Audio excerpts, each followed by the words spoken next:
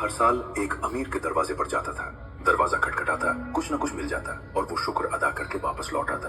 यही मामूल बन चुका था। एक दिन वो हस्बे आदत आया, दरवाजा खटखटाया, मगर इस बार अंदर से अमीर की बीवी की आवाज आई, आज वो सो रहे हैं, तुम कल आ जाना। फकीर खामोशी से लौट गया, मगर उसके दिल में एक अजीब सी बात अटक गई। वो चलते चलते सोचने लगा, मैं किसके दर पर आता रहा? एक ऐसे के पास जो सो जाता है, जिस तक मेरी आवाज भी ना पहुंचे।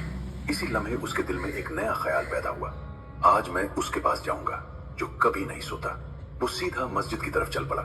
मस्जिद में दाखिल हुआ तो दिल में वो अजब सुकून था।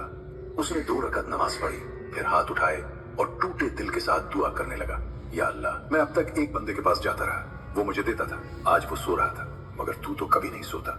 मैं तुझसे माफी मांगता हूँ कि मैंने तुझे छोड़कर दूसरों से मांगा। आज के बाद मैं सिर्फ तुझसे मांगूंगा, या हय्यू या कय्यूम, मुझे अपने सिवा किसी का मोहताज न रख। वो उसी हाल में दुआ कर रहा था, आंखों से आंसू बह रहे थे, दिल पूरी तरह अल्लाह की तरफ झुक चुका था। इसी दौरान वही अमीर जिसके दरवाजे से वो लौटा था, किसी काम से मस्जिद आया। उसकी नजर उस फकीर पर पड़ी जो आजिज़ी से हाथ उठाए बैठा था। वो खामोशी से उसके पीछे बैठ गया और उसकी दुआ सुनने लगा। फकीर की बातों में सच्चाई थी, दिल में खुलूस था। अमीर का दिल हिल गया। उसी वक्त उसने एक कागज निकाला और उस पर अपनी आधी दौलत लिख दी। वो खामोशी से इंतजार करता रहा। जब फकीर ने दुआ खत्म की और हाथ नीचे किए तो अमीर ने वो कागज उसके हाथ में दे दिया। फकीर हैरान रह गया, ये क्या है? अमीर ने नरमी से कहा, ये मेरी आधी दौलत है, तुम उस रब से मांग रहे थे जिसने मुझे दिया है।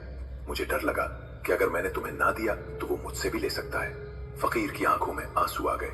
उसने आसमान की तरफ देखा और आहिस्ता से कहा, अगर मुझे पहले ये बात समझ आ जाती तो मैं कभी किसी के दर पर न जाता।